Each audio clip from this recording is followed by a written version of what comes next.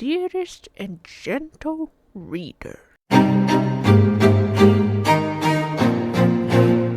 Miss Daphne Bridgerton. Oi pessoal, sejam bem-vindos a mais um vídeo do Plantão Geek. Eu sou a Miss Walker e hoje eu vou falar de Bridgerton. Sim, é esse momento que você aí que me acompanha faz um tempo fica surpreso, né? Fala, ué Miss, você foi lá assistir Bridgerton? Pois é, né galera? Por que eu tô comentando isso como se fosse uma grande surpresa? Porque Bridgerton não seria o meu tipo de série, sabe? Tem nada de errado com a produção, mas sabe quando você vê uma temática assim que não é muito a sua praia? E eu já tinha dito isso pra alguns inscritos, né? Eu falei que tinha algumas séries específicas que elas não eram muito a minha praia. Só que um dia eu poderia assistir, né? Como quem não quer nada, esse tipo de coisa. E aí que chegou o dia pra Bridgerton, né? Inclusive eu mencionei isso em alguns diários da missa aqui no canal. Pra quem não sabe, tem um quadro aqui no canal que eu falo bastante sobre as coisas que eu assisto, que eu leio e etc. E finalmente chegou o dia que eu assisti Bridgerton. Então eu vou falar aqui pra vocês, né? Meio que fazendo uma análise sobre alguns plots e personagens de Bridgerton, o que eu achei de cada um dos personagens ali. Então é claro que esse vídeo contém spoilers, tá? Contém spoilers até a terceira temporada ali. E também vou comentar algumas coisas do plot de Rainha Charlotte, que é um spin-off de Bridgerton, que eu também assisti. Então se você já está instigado, né? Se você já ficou interessado aqui pela temática do vídeo, não se esquece de se inscrever no canal e deixar o seu like, porque isso me ajuda demais. Compartilha esse vídeo pra todo mundo que você conhece que gosta de filme, gosta de série e também é claro, né, que gosta de Bridgerton. E aproveita e comenta aí embaixo se você gostaria de um vídeo só de eu comentando sobre Rainha Charlotte, tá? Porque eu não vou me aprofundar tanto nessa série, a gente vai falar de Bridgerton. Então se você quiser saber o meu feedback, né, as coisas que eu achei dessa série, que eu assisti também pela primeira vez, você já comenta aí embaixo pedindo o vídeo, tá? Bom, gente, a primeira coisa que eu tenho pra comentar aqui é que, como eu disse anteriormente, Bridgerton não encaixava muito no meu tipo de série. Só que eu decidi dar uma chance pra ela. Por quê? Porque eu já sabia do que se tratava, então eu pude alinhar as minhas expectativas. Outra coisa que eu alinhei e deixei muito clara na minha cabeça antes de eu assistir é que, apesar de Bridgerton ter alguns elementos da história real, né, de coisas que aconteceram mesmo na nossa humanidade e tal, eu já sabia que se passava meio que num universo paralelo da nossa realidade. E eu pude ver isso só pelo elenco, né, pela diversidade de personagens que a gente tem, que tem ali uma etnia mais variada, ainda bem, porque se fosse pegar questões históricas mesmo, você não teria muitas etnias ali, isso seria bem chato, né? A mensagem por trás da série, né, em alguns plots seria até enfraquecida. Então eu já sabia disso, eu já fui com a cabeça, assim, de que eu não tava vendo um drama histórico nem nada assim que se apega à realidade. E sim num momento que se baseou na nossa realidade, porque realmente existiu uma Rainha Charlotte, existiu ali um Rei George, só que não exatamente daquele jeito. E isso foi importante, né, de eu alinhar essas expectativas, porque aí eu não vi problema nenhum no que tava sendo retratado ali na série, né? Eu já não ia ficar com essa questão de, ai, nossa, tá bem diferente, né? Nossa, na vida real não era assim. Eu já cortei essa, sabe? Feito isso, não deu outra, gente. Eu já vou chegar falando logo de cara aqui pra vocês que eu amei a série. Eu fiquei muito viciada. E eu tô super interessada nos livros, tá? Então, assim, se tiver alguma editora olhando,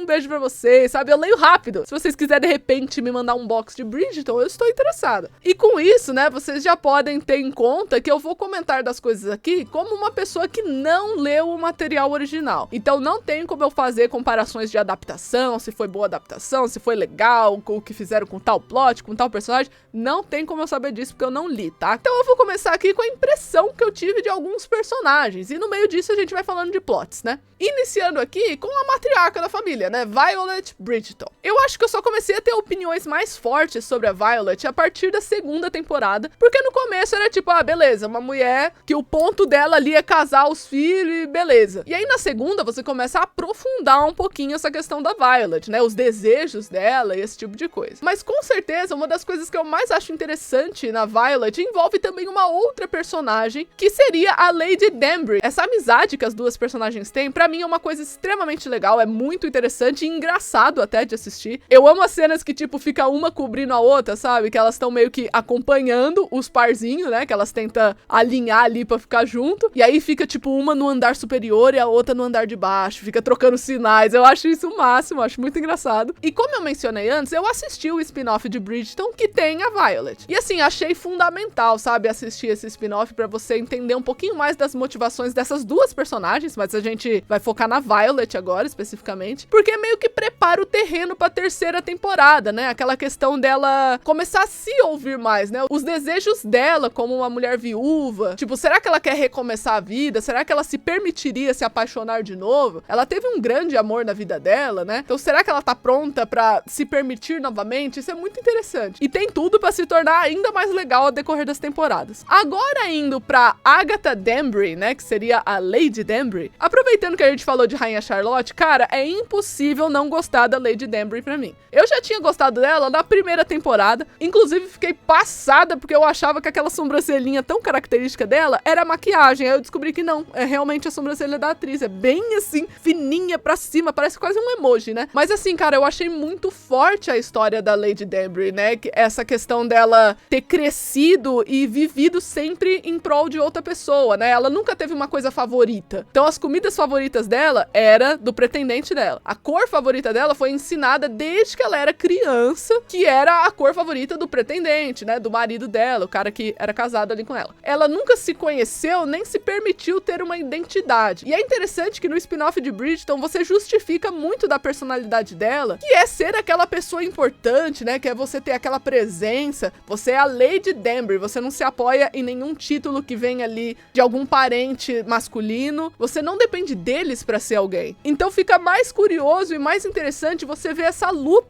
da Lady Danbury pra poder se manter relevante e se manter a Lady daquilo tudo que ela conquistou. Outra coisa legal é que ela cria uma amizade ali com a rainha e ela permanece leal até o fim, o que, assim, tornou a personagem ainda mais digna de admiração da minha parte, né? Ela não é traíra, mas ela não deixa de ser oportunista, sabe? De besta ela não tem nada. Ela aprende muito rápido as coisas, é isso que eu achei fascinante. Eu acho muito bonito que ela aprende que pra ela ter uma vida de qualidade depois da morte do marido dela, ela vai ter que criar a própria vida e permitir ficar confortável nessa situação toda. Ela jamais vai deixar que a segurança dela fique nas mãos de outra pessoa de novo. Então, cara, desculpa a palavra aí, mas a jornada dessa mulher é muito foda, gente. Não tem como. Não tem como usar outra palavra. E aproveitando que a gente tá falando aqui da Lady Danbury, né, dos pareios que ela e a Violet fica agitando ali entre a galera, vamos pro primeiro pareio que aconteceu na série, né, iniciando ali com a Daphne Bridgerton. Gente, eu preciso confessar aqui pra vocês que eu não sou a maior fã da Daphne, não. Eu acho ela muito, sei lá, sabe, certinha, meio sonsa às vezes. Desculpa aí se você gosta da Daphne, tá? É só a minha opinião aqui. Pelo menos ela não é má pessoa. Não posso falar que ela não é uma personagem interessante e que ela não é uma personagem que é boa para os outros, sabe? Isso aí,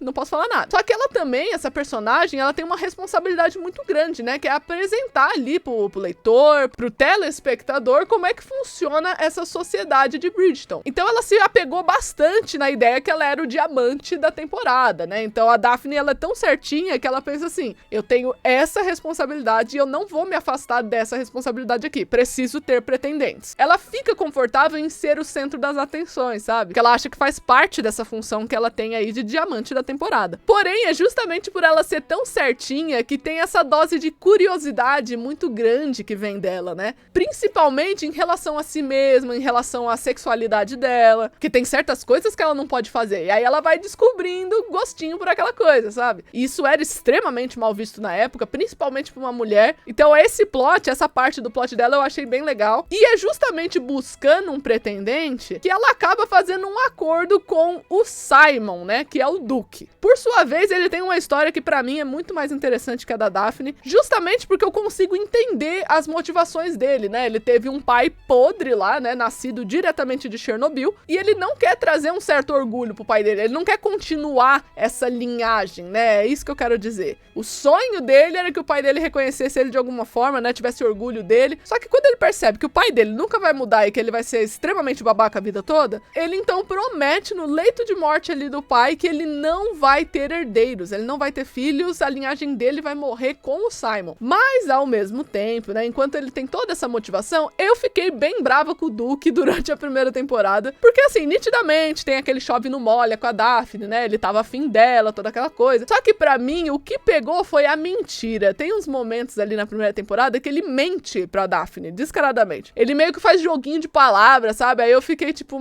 cara, pelo amor de Deus, né? Mas assim, o que deixa o casal interessante é que eles não tentam mudar a si mesmos pra poder agradar o outro. Eles têm uma dificuldade pra achar ali uma forma de fazer funcionar tudo, mas é justamente porque os dois, eles não querem mudar pra agradar o outro. A Daphne, ela continua querendo filhos, e o Duke continua não querendo filhos, e esse tipo de coisa, até o momento que eles acham algo que fazem eles se adaptar na situação, né? E eu acho isso muito bonito. Porque assim, se tem uma coisa que eu detesto, gente, é aquela parada de, eu mudei por você. Porque essa moça aqui vai corrigir aquele menino, hein? Aquele menino é todo zoado, aí ele começou a namorar a menina aqui, aí essa menina tá corrigindo ele. Que isso, gente? Hein? Então assim, Bridgerton foi bem legal pra mim na primeira temporada, só que assim, a série me fez ficar viciada mesmo na segunda temporada. A partir da segunda veio o vício. E eu queria fazer um PS aqui, né, que eu acho que todo mundo que começa a ver Bridgerton sem saber muita coisa, igual eu, acaba se perguntando o que aconteceu com esse Duke, né, porque ele simplesmente não aparece em outras temporadas, em momentos que ele deveria, então fica mega estranho você ver a Daphne lá participando dos rolês, carregando a criança pra lá e pra cá, e tipo, eventos importantes, sabe, que nitidamente o Duke estaria e tá só a Daphne lá. Então isso eu achei meio zoado, viu? Eu achei que tipo, pô,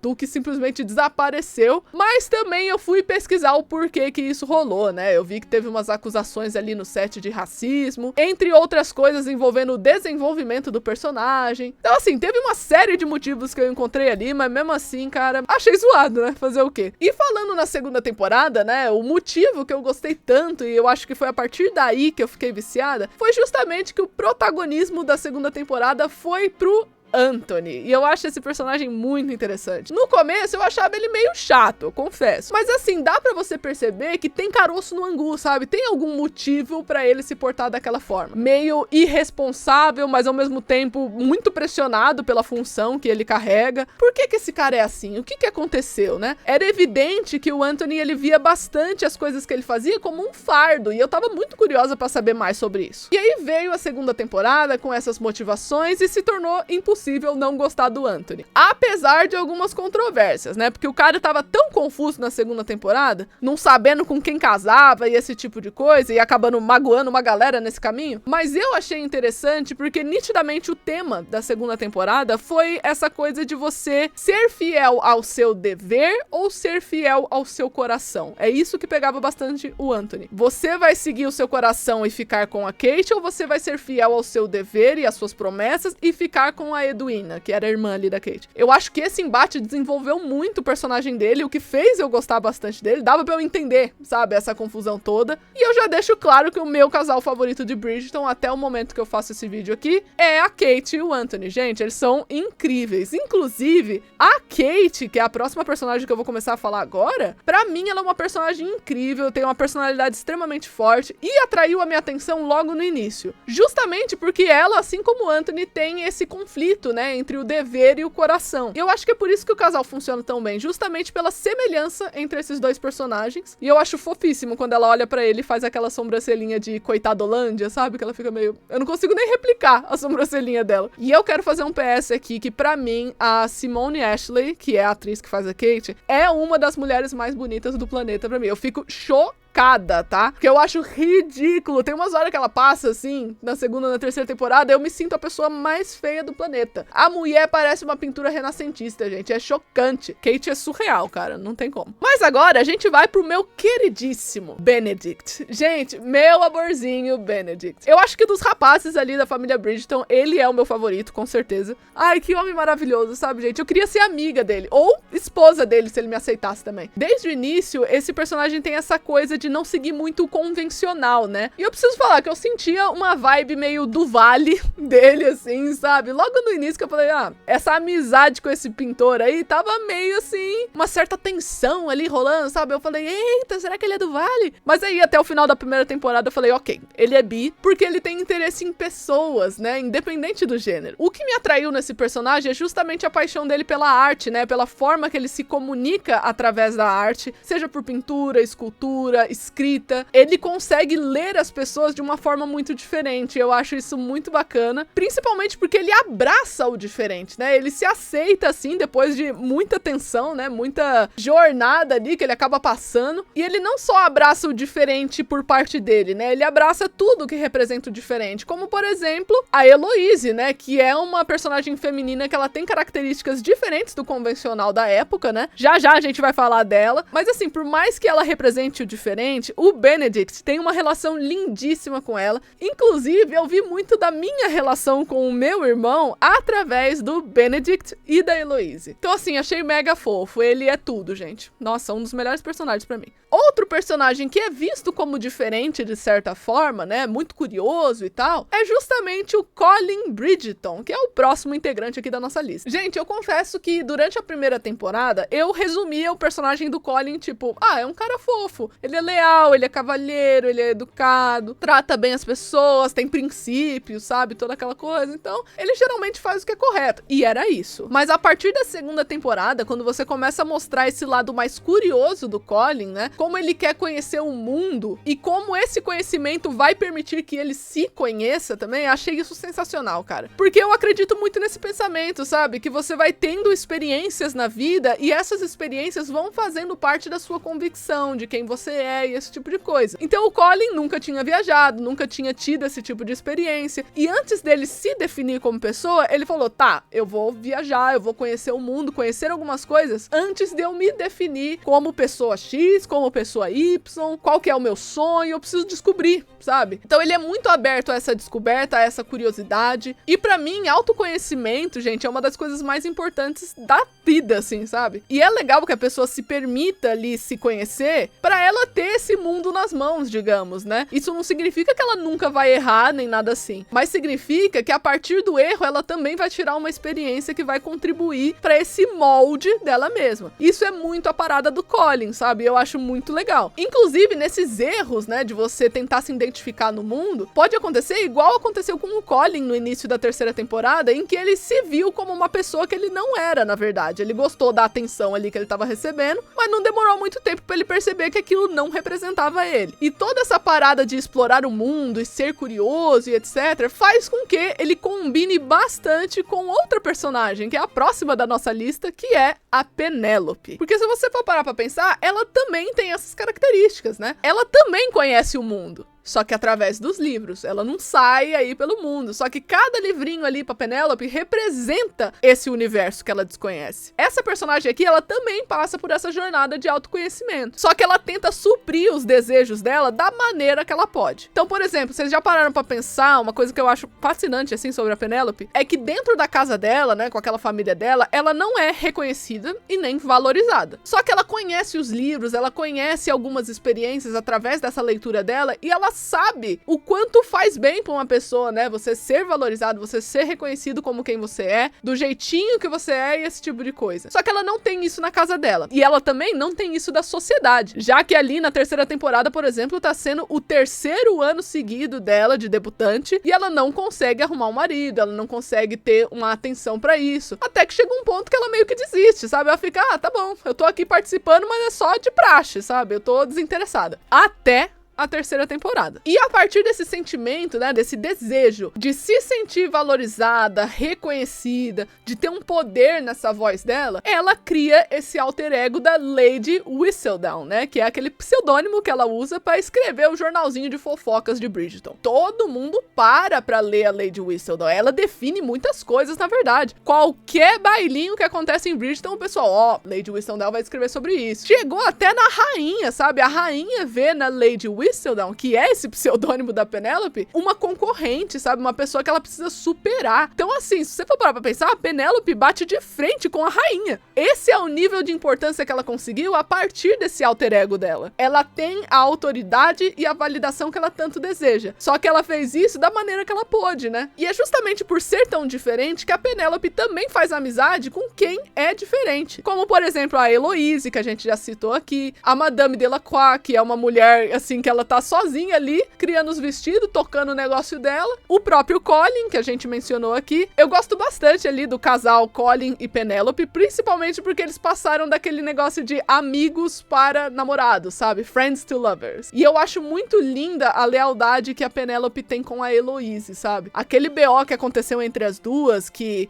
a Penélope usou o Lady Whistledown pra poder dedurar a Heloise, mas ao mesmo tempo foi uma coisa que foi totalmente pro bem dela, sabe? Não foi uma coisa cruel. Pra mim esse plot foi muito bem amarrado, porque eu entendo a fúria da Heloise, eu também ficaria igual, mas também foi uma atitude drástica que a Penélope teve que fazer, né? Foi um gesto nobre, só que magoou sim algumas pessoas. A Penélope é uma personagem que continua sendo caracterizada pela lealdade, apesar disso que rolou com a Heloise. E tocando nesse assunto aqui, né, vamos agora pra minha personagem favorita de Bridgerton, Heloise. Sim, gente, a Heloise é a minha personagem favorita até o momento que eu gravo esse vídeo. Quem me acompanha sabe que eu gosto bastante dessa pauta de feminismo e de mulheres que se colocam numa posição de igualdade e tentam lutar pra manter isso, né? Isso fica bem evidente em Bridgerton porque a Heloise é bem diferente do que é esperado das mulheres da época, né? Sem falar que a atriz que interpreta a Heloise, que é a Cláudia Jessie, eu queria muito ser amiga dela, gente. Parece ser uma pessoa maravilhosa. Oh no, I know it!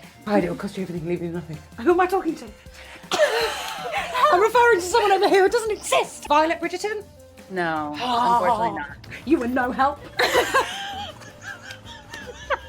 Eu racho o bico com qualquer entrevista dessa mulher. Mas assim, a personagem, ela é tão bonita, sabe? Eu acho que eu não tenho outras palavras pra definir ela. Ela não suporta ser definida. Ela não tem vergonha de quem ela é. Ela não acha vergonhoso ela ter esses desejos de independência, dela ser diferente mesmo. Ela, sabe, ela é muito tranquila em relação a isso. Apesar de ter algumas pessoas que têm vergonha por ela, né? Aí é outro papo. Eu gosto que ela é uma leitora de primeira, então, mais uma vez, ela tenta se informar, ela tem essa característica da curiosidade que é presente em tantos Bridgerton, né? Se você for parar pra pensar, cada um em seu aspecto ali único e diferente, mas é principalmente por ela ser tão ponta firme que ela ficou próxima da Penélope, que ela ficou próxima da Kate, que a gente já mencionou aqui também. A Kate é uma mulher ali de pulso firme, né? Então, naturalmente, ela ia se dar bem com a Heloise, e ao mesmo tempo que ela parece bem destemida, na verdade, ela tem muitos receios, e eu acho que isso que é a beleza da personagem. Porque ela também tá se conhecendo e entrando em contato com seus sentimentos, aprendendo, assim, que a luta dela, né, a luta pelo gênero que ela tá tendo ali, não deve entrar em conflito com os sentimentos dela, e sim ser aliado desse sentimento. Isso fica evidente, por exemplo, quando ela cria ali quase que uma relação com aquele tipógrafo na segunda temporada. Fica bem nítido que ela gosta do cara, sabe? Foi uma coisa bem fofinha, eu ficava toda...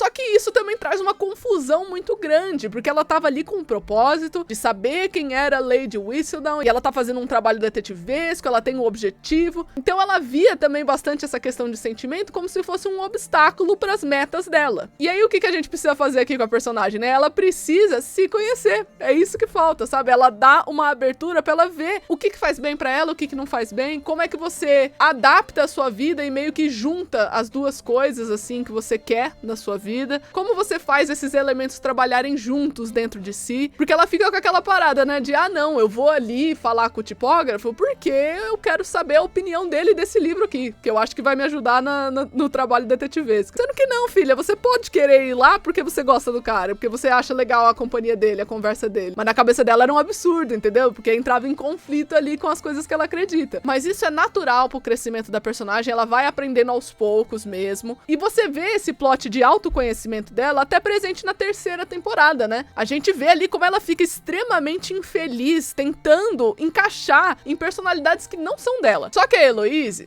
ela é inteligente. Ela percebe que aquilo não é pra ela. Mas agora ela precisa descobrir quem ela é. Então ela precisa tentar pra ver como é que ela reage. E é por isso que eu tô muito ansiosa pra ver quando o momento dela chegar, sabe? Quando ela for a protagonista ali da temporada. Que eu tenho certeza que a diva vai arrasar. Nessa terceira temporada, a gente também teve um destaque maior na Francesca Bridgerton. E, gente, eu demorei um pouco pra reconhecer essa personagem, porque vamos combinar que nas outras temporadas ela é praticamente uma figurante. Não é à toa que os caras até trocou a atriz da Francesca e eu só fui me dar conta depois, porque na primeira temporada era a Ruby Stokes que fazia a Francesca e agora virou a Hannah Dodd. Então, assim, naturalmente eu vou ter menos pra comentar aqui sobre essa personagem, porque eu vi menos dela mesmo. Um tema que ela divide ali com a Eloise e com a Penélope é a questão da curiosidade. Só que diferente da irmã Eloise, ela aceita essa responsabilidade feminina que tinha ali na época. Ela abraça e ela gosta disso, sabe? Ela tá afim, só que ela é mais reservada. E isso é interessante porque você cria nuances entre personagens que têm a mesma característica, como essas que eu falei. A Francesca, ela aceita esse papel dela, só que ela vai fazer da forma que ela quer, que seria essa maneira mais reservada, né? Ela quer saber o que deixa as outras pessoas curiosas. Ela valoriza conversas genuínas entre as pessoas. Ela não quer se sentir analisada como se ela fosse um produtão ali, beleza. Não, ela quer conversar com alguém e ir aprendendo sobre a pessoa e ver se rola dessa pessoa ser pretendente dela. E eu acho que todos nós somos um pouco Francesca nesse aspecto, né? E talvez a gente tenha aqui mais um ícone LGBTQ+.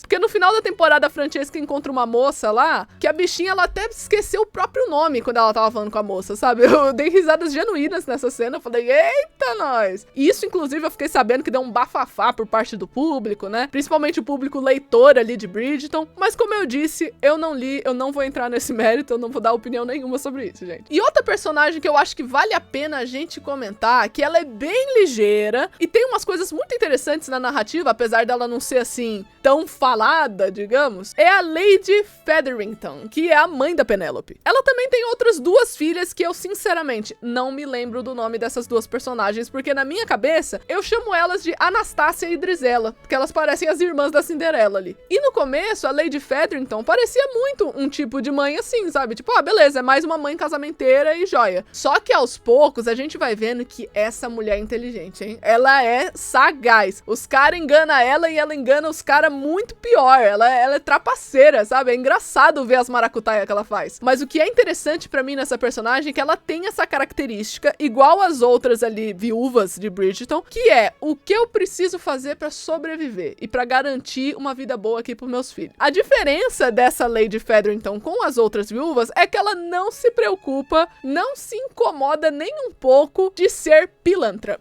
Ela não se incomoda. Só que é engraçado, né, cara? Porque a gente torce por ela. É porque tem tanta gente que é pior que ela, sabe? Que a gente fica feliz quando ela engana os outros caras que também é pilantra. Então, assim, eu acho que essa capacidade de sobrevivência dela, né, de mulher solo, é muito bacana. E, gente, eu não vou comentar aqui do Gregory e da Hyacinth Bridgerton, porque realmente eu não vejo necessidade, sabe? Tem muita coisa que eu não vi sobre eles no momento. Eu sei que vai ter a hora deles, o momento deles aí em alguma temporada. Só que, assim, eles não acrescentaram tanto pra narrativa e eu não vejo tanta personalidade neles assim. Talvez a galera que lê os livros saiba muito mais que eu, né? Só que na série eles são meio que, sabe, alívio cômico, aí faz uma peraltice aqui, aí faz uma brincadeira ali, aí estão nessa fase de crescimento, sabe, pra tentar ter um papel ali na sociedade. Eles querem participar de muitas coisas, né, por serem justamente os mais novos. Só que eu não vejo muitos comentários além desse. E outra pessoa que eu não vou comentar é a Rainha Charlotte e o Rei George, porque eu vou esperar pra ver se vocês querem um vídeo de Rainha Charlotte, né? Vocês querem que eu fale desse spin-off? Não esquece de comentar aí e deixar o seu like pra você mostrar que você quer saber sobre esse assunto, que você curtiu esse vídeo. Então eu conto com vocês, hein, gente? Não se esquece de se inscrever no canal e deixar o seu like, porque isso me ajuda demais. Compartilha esse vídeo pra todo mundo que você conhece que gosta de filmes, gosta de série e também, é claro, né, que gosta de Bridgerton. E eu queria perguntar também qual é o seu personagem favorito dessa série. E eu vejo vocês no próximo vídeo.